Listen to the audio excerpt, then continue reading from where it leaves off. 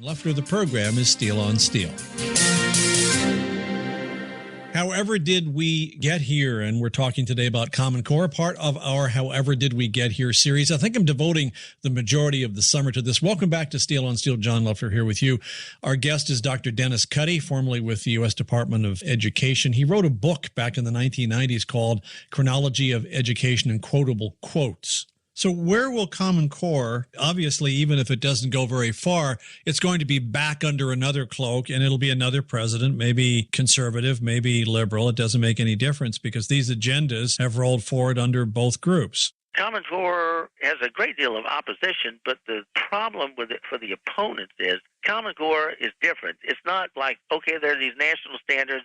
All children would start school ready to learn. That was goal number one under the national standards that were developed under America 2000 and Goals 2000. But you can oppose that and give your reasons why, and you can yell and scream and get your school board to back down and say, okay, we're not going to do this. The same thing with the national curriculum. You can make really good arguments about that, no, we shouldn't have a one-size-fits-all curriculum because under Lynn Cheney, who was head of the National Endowment for the Humanities under President Reagan, she tried to develop these national history standards, and she found out, and to her credit, she wrote a column in the Wall Street Journal saying that this was a bad thing that happened because it turned out to be so politically correct, these national history standards, that 99 U.S. senators, that's a lot of liberal and conservative senators voting on the same side, to reject them. So the problem with the national curriculum is one size fits all. I put it this way: why should the people in Mississippi determine what the people in Massachusetts are going to read? This is why we have local control in the first place. So whether it's the national standards or national curriculum, you could have a pretty good opposition and make your case and fight it effectively. This is a little different because it's coming at it through the assessments. And so what you'll have is a place like Indiana or Texas or Kasich under Ohio. And Kasich, unfortunately, a lot of these people who are running for president, they're either young themselves or their staff members are young. And so Kasich is on the TV the other day getting interviewed, and aren't you going to have a problem with your support for Common Core? He said, oh, we have Ohio standards built by Ohio people and so blah, blah, blah. As far as he knows, that's correct. However, what you'll find is that these panels that come up with these standards, they know that the College Board is now aligning those SAT tests with Common Core. So whether it's in Texas, and they call theirs C-scope, what you find is they publicly say, we are not accepting Common Core. They're actually, in terms of their own developed assessments, aligning themselves pretty closely with it. Why? Because the head of the College Board now, the new head, David Coleman, is saying that we're going to align those. And so these people, even the homeschoolers, religious schoolers, are doing the same thing. Because let's say if you're in a Catholic school or Protestant fundamentalist school, if you want your child to get into University of Chicago or wherever, you're going to do it because you want your child to score well in the College Board, because that's what colleges look for, their admissions. Did you get 800, 795, or whatever it is? And it's very competitive to get into these schools to do well on the College Board. And, of course, David Coleman is a, guess what, Rhodes Scholar. He's only 45 years old, and he doesn't know a whole lot about education, but he's the exact kind of guy that they want to be in charge of this because he's a Rhodes Scholar. There's only 5 principal people who develop the assessments for Common Core. One is David Coleman. Another one is his lifelong buddy, Jason Zimba. He's up in, I think, New Hampshire. And he also is a Rhodes Scholar. So 2 of the 5 people are Rhodes Scholars who have developed these Common Core assessments, which tells you that the whole Rhodes network is clicking. It's not just that, but a lot of people look at Common Core and say, okay, this is here in America and we have to fight it, and that's that. Well, you have to appreciate it's not just America. This is a global thing. And so an outfit called Pearson is the international pusher. There's a Sir Michael Barber who's in charge of it, their education branch. Now, Pearson has been buying up all of these educational book Addison, Wesley, and all these book publishers in education, and they're in like 70 countries around the world. So this isn't just an American thing. This is an international thing. And the guy who's running it for Pearson, this particular aspect of it, is a Sir Michael Barber who was educated at Oxford in history. And where did he teach? He not only taught in London, he taught in Zimbabwe, formerly known as Rhodesia, named after Cecil Rhodes. So you can see this plot goes way back. Obviously, these are people collaborating together who have common beliefs and goals. Where are they taking us? Well, they figured out a long time ago. Well, let's go to Cecil Rhodes. All right, Cecil Rhodes had his Rhodes Scholars in all kinds of areas, but he wanted to focus on politics, economics, journalism, and education. Because he figured if you control those areas, you can pretty much control people, you control politics, which means government, economics, you control the purse, and people largely make their decisions based on family finances. In terms of journalism, you control that, then you control people's source of news. And finally, if you control education, and you get the little kiddies down at a very, very young age, then you can not only decide what they know, but what they don't know, and you can also condition their values as well. And that's why these books like Charles Francis Potter's book about humanism in 1930, even before John Dewey and his manifesto, he said, what can the theistic Sunday schools do teaching the youngsters only one day a week when we have them in our public schools 5 days a week for our indoctrination? So there's psychological, manipulative tools.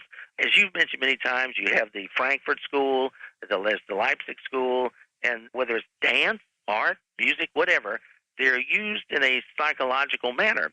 And this isn't just, I'm surmising this. I have figured this out. I try to use quotes. I have 3 small books and a whole series on mental health, education, and social control. And I begin the 3 of them with this quote by John Rawlings Rees, who was the head of Tavistock, which is one of these think tanks over in England. And it's in the respected journal called Mental Health in 1940. And he in there is saying, we're going to control stuff. And he says, we have already made a useful attack on 2 professions, the church and education. Those are the 2 we have already made a successful attack upon them. And shortly thereafter, Alger Hiss, buddy, he gets appointed Brock Chisholm as head of the World Health Organization. And Brock Chisholm in 1946, he says, one of the things we've got to do is get rid of this concept of right and wrong that parents and priests and preachers are teaching their children. So it's a value-controlling, emotional manipulation.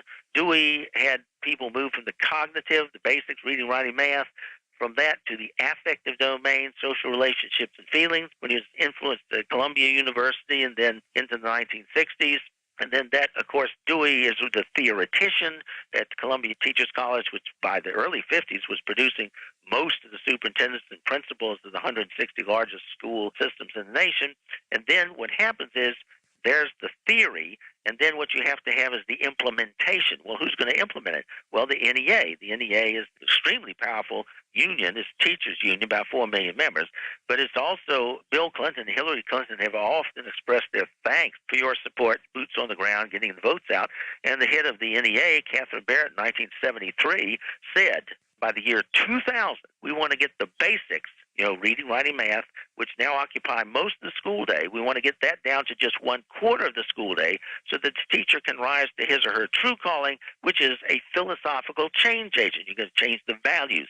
And once you go through this conditioning process, then you pretty well got the culture. Like Gramsci said, forget this bloody revolution stuff. We're going to take over the culture, and they have. And you can see that's why there's this increasing hostility to Christianity, because the early elites, John Dewey and others, described this hostility towards Christianity, saying they wanted to replace it. Yep. Basically, they're there. It's been a long-term march through the culture, an open collaboration. That's what Wells said. His book was The Open Conspiracy, 1928. Even Cecil Rhodes said his, quote, conspiracy was only going to last 6 decades, till around 1950, and he figured by then he'd have about 3,000 people in place all around the world so that he wouldn't need his conspiracy anymore. It would just be a group of like-minded globalists pursuing it. And that's when you started to see the Rhodes Scholars like Walt Rostow and Bill Clinton's mentor, J. William Fulbright in Arkansas. They actually came out with books around 1960, and these were the first ones that were open, saying, down with national sovereignty. National sovereignty is not so great, because they had to prepare the people to accept this world government that they had planned for us. If people want to read some of your materials, especially the whole history of Common Core. News with Views, that's VIEWS, and it's an ongoing series, just getting up to the 1990s and the material that we've been talking about, national standards, national curriculum, and so on. I began it a long time ago, and in terms of education and Common Core, that starts with someone named Pestalozzi. And we started picking up his material in 1806 in the United States, And then Horace Mann, the father of American public education, was a devotee, a follower of Pestalozzi. And then John Dewey in the late 1800s was called the father of progressive education, but John Dewey himself called Francis Parker the father of progressive education. Well, Francis Parker was a follower of Pestalozzi as well. So this all tracks back then. It's not just John Dewey was into education. John Dewey was into everything. He wrote a book in 1929 called Individualism, Old and New, where he says we're going to have socialism. He says we may call it liberalism, but it's going to be basically socialism, because the ultimate goal of these people, the power elite, is the synthesis of Eastern communism and Western capitalism into a world socialist government. They created Karl Marx, communist, as an antithesis to the American Republic, free enterprise, independent nation. And then the synthesis, of course, for the world government, each nation would have to become socialist first. And so they created Adolf Hitler, because the word Nazi means national socialist. Dewey knew this. And so what the Illuminati did was they infiltrated the Masonic lodges in France, fomented the French Revolution, and then used the principles, sort of like Satan. You know how Satan mimics God. Well, what they did was they said liberté, égalité, fraternité. And so, that sounds right. Liberty, equality, and brotherhood. It sounds real good. But by liberté, they actually meant license. Do whatever you want. Do what thou wilt. And by égalité, they didn't mean everybody's equal opportunity. What they meant is that the masses would be leveled down under these philosopher kings. The power elite, at the time, it was philosopher kings, Diderot, Montesquieu, Condorcet, the brainy guys, who know what's best for everybody else. And so we have the same thing today. At the heart of Common Core is the feeling that these guys at the top, they know what's best for us. They will tell us, noblesse oblige, what all of us should know and be able to do. It changes names, but it's the same thing. Dr. Dennis Cuddy, thank you. Newswithviews.com. And I'll put a PDF of your earlier book, Chronology of Education, up on our website at steelonsteel.com. I'm John Leffler. Like us on Facebook. The program is Steel on Steel.